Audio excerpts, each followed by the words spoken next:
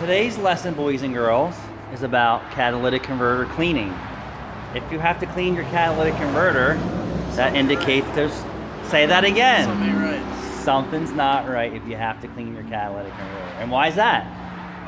Because they're supposed to purify. They're getting clogged by something. That means Correct. If they're getting contaminated, something, whatever it is. Very good, boys and girls. So there's a lot of YouTube guys out there that are probably selling fake dreams to people. So if your catalytic converter needs to be cleaned, it's just like you getting dirty, right? Why are you getting dirty? Because something's happening. There's dust in the air. Someone peed on you. Baby threw up on you. Kind of similar scenario. There's a reason why.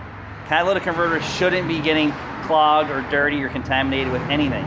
That's all upstream issues, meaning sensors, engine, additives, anything.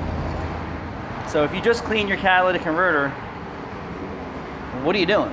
You're wasting time and your money, right? Because if you don't correct the reason why it needs to be cleaned, you might as well just clean it every week, right?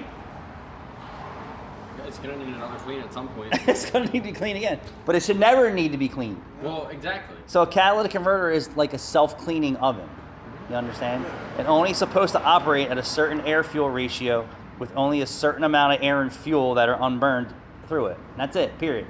A certain amount. That means it should last an entire lifetime in the vehicle, provided everything else above it is perfectly fine.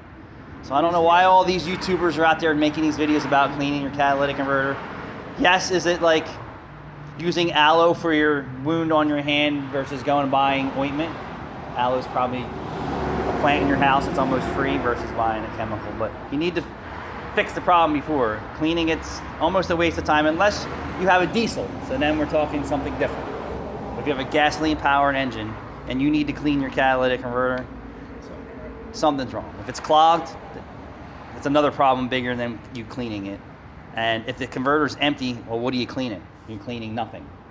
So how do you know what the condition of the entire core is? And don't tell me you stuck a camera or a borescope in there, because you're only seeing what's on the surface. You're not seeing what's flowing through the entire bricking coming out the other side. Stop wasting your time.